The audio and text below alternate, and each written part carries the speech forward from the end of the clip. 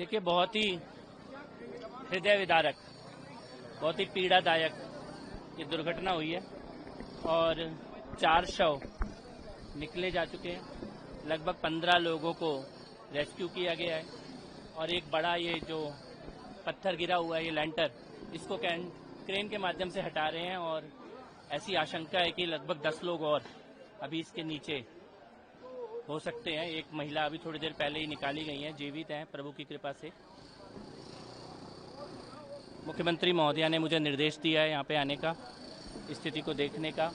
राहत कार्यों का सीधा निरीक्षण मुख्यमंत्री महोदया के द्वारा किया जा रहा है, श्रीमती रेखा गुप्ता जी के द्वारा। लेकिन ये जो स्थिति है, इसमें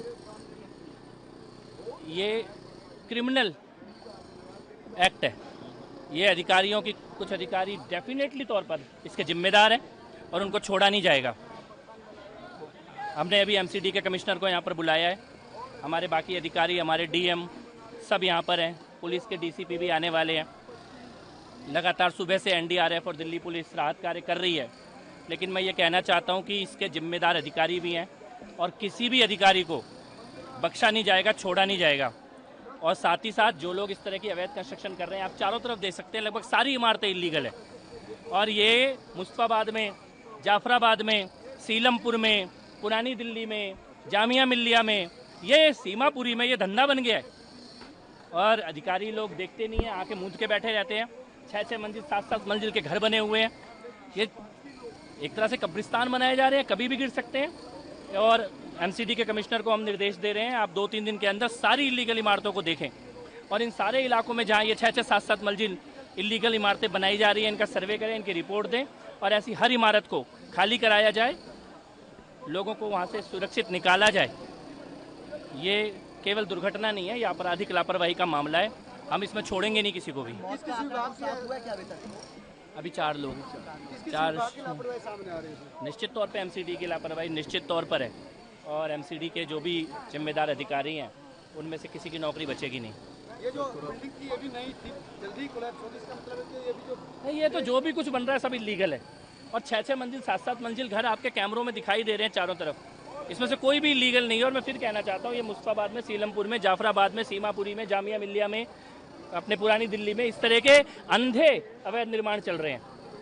ये किसी की जान की कीमत नहीं है इन लोगों को। अपने इलीगल बिल्डिंग बनाने के चक्कर में इनको छोड़ा नहीं जाएगा। नहीं, हम लोग जिन्होंने बनाया है उनसे वसूल के प्रोवाइड करेंगे, ऐसे नहीं छोड़ा जाएगा। ये जो इस तरह के जो भी बिल्डर हैं और जो अधिकारी हैं, उनकी जो सांठगांठ है, उसको निकाल के अधिकारियों से, बिल्डरों से, जिम्मेदार लोगों से वसूल के इसका मुआवजा दिया जाएगा, डेफिनेटली तौर पर दिया जाएगा। अरे ये तो मैंने 3 महीने पहले इनको बता दिया था। जिस दिन मैं चुनाव जीता उसके तीसरे दिन मैं राउंड पे था यहाँ। मैंने जब यहाँ की बिल्डिंगों की हालत देखी, मैंने कहा ये बिल्डिंग ऐसी कैसी बन गई, इन पे कार्रवाई क्यों नहीं की जा रही है।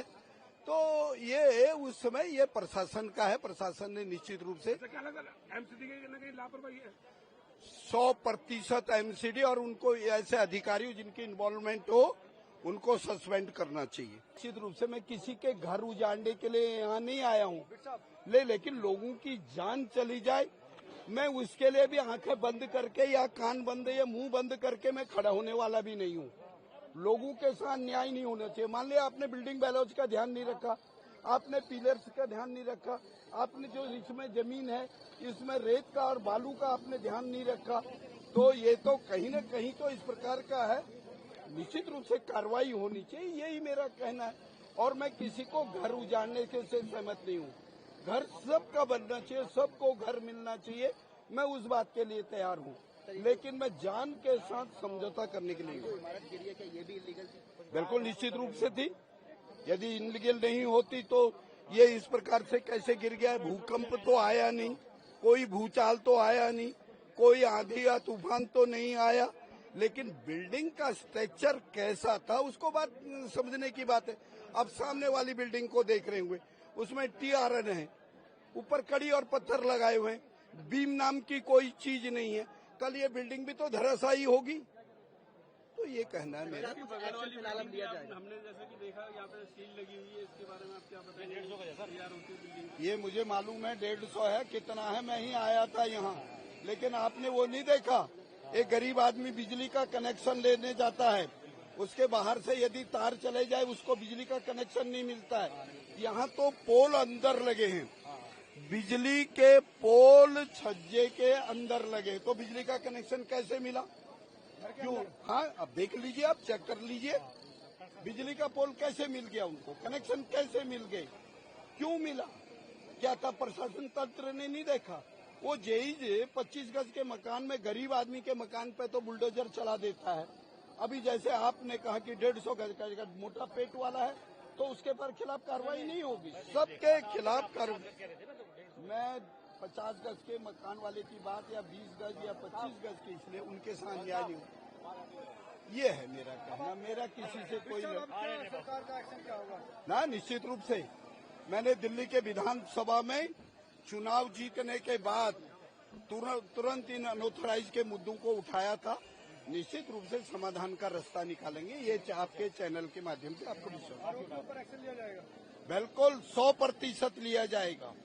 पहले में क्या हुआ था, अब में क्या होगा, ये आपको देखने से पता लगेगा।